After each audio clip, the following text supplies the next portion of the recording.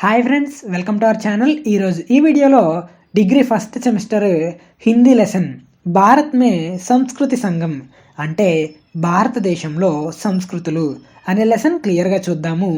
ఈ పాఠం రాసిన వాళ్ళు రామ్దారి సింహ్ దినకర్. ముందుగా కొంచెం కవి పరిచయం చూద్దాము. రామ్దారి సింహ దినకర్ అనే వ్యక్తి 1908లో బీహార్కు చెందిన ముంగేర్ జిల్లాకు సిమరియా అనే గ్రామంలో జన్మించాడు. వీరు పాట్నా యూనివర్సిటీలో డిగ్రీ సర్టిఫికేట్ పొందుకున్నారు.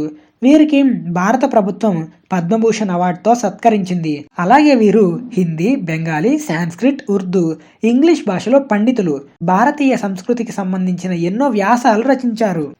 అలానే ఊర్వశి కావ్యానికి జ్ఞానపీఠ పురస్కారం లభించింది. అలానే ఈయన రాసిన ఫేమస్ పుస్తకం వచ్చేసి K4 అధ్యాయ్. ఈయన 1974లో మరణించాడు. 1974లో చనిపోయాడు. ప్రజెంట్ లెసన్లోని భారతీయ సంస్కృతి, దాని గొప్పతనాన్ని, విభిన్న జాతుల కలయిక అనేది వివరించాడు. భారతదేశం యొక్క చరిత్ర అనేది మొదటిగా ద్రావిడులు భారతదేశానికి వలస వచ్చారు. తర్వాత ఆర్యులు వలస వచ్చారని పురావస్తు శిథిలాల ద్వారా తెలుస్తుంది. ద్రావిడుల కంటే ముందు నీగ్రో జాతీయులు ఉండేవాళ్ళు. అలానే ఆస్ట్రిక్ జాతుల వాళ్ళు కూడా ద్రావిడుల కంటే ముందు నీగ్రో జాతుల వాళ్ళు ఉండేవాళ్ళు. అలానే ఆస్ట్రిక్ జాతుల వాళ్ళు కూడా ఉండేవారని, తర్వాత అనేక సంతతులు అడవిలో నివసించే వాళ్ళని తెలుస్తుంది. వారు జంతువులను వేటాడి తినేవాళ్ళు. వాళ్ళకి అప్పటికి నాగరికత అనేది ప్రారంభం కాలేదు. భారతీయ సంస్కృతి యొక్క మూలాలనేది వివరించడం అంత సులభమైన విషయం ఏమీ కాదు. నాగరికత ప్రారంభమైన తర్వాత ప్రజలు విస్తరించిన తర్వాత వారికి మతాలు అనేవి ఏర్పడ్డాయి. మతాలు, కులాలు అనేవి ఏర్పడ్డాయి.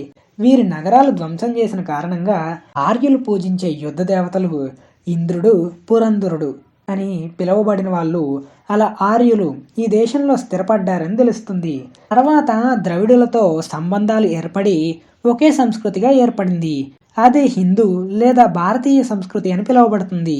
అలానే నాగరికత ప్రారంభమై ప్రజలు విస్తరించిన క్రమంలో రాజులు, రాజ్యాలు అనేవి వెలుగులోకి వచ్చాయి.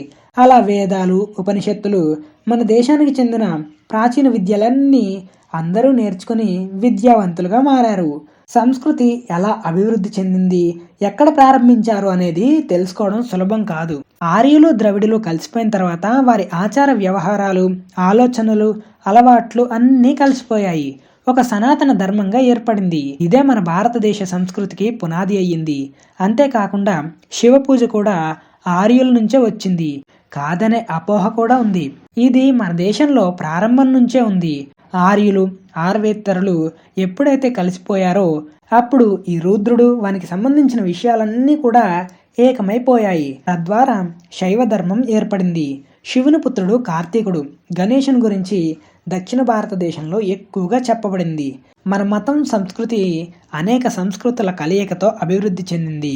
భారతీయ సంస్కృతిలో కేవలం ఆర్యులు, ద్రావిడులే కాకుండా యునానీలు, మంగోలులు, శకులు, కుషనాలు, అబిరులు, హునులు లాంటి మిగిలిన జాతులు సంస్కృతులన్నిటిలో కలిసిపోయి ఉన్నాయి. వీటిని విడగొట్టడం సాధ్యం కాదు. ముస్లిమ్స్ వచ్చిన తర్వాత మన దేశంలో 2 సంస్కృతులుగా ఏర్పడ్డాయి. సంస్కృతిలో ఇచ్చిపుచ్చుకోవడం చాలా ముఖ్యం. ఆ స్వభావం లేకుంటే ఆ సంస్కృతి అంతరించిపోతుంది. మనం యునానీలకు వేదాంతం నేర్పితే వాళ్ళు మనకు జ్యోతిష్యం నేర్పించారు. ఏ అంకెలు మనం అంతర్జాతీయ సంఖ్యలుగా భావిస్తున్నామో అవి మొదట భారతదేశంలో ఏర్పడ్డాయి. అలా ఇక్కడ నుండి అరబ్, యూరోప్కి ప్రచారం అయ్యాయి.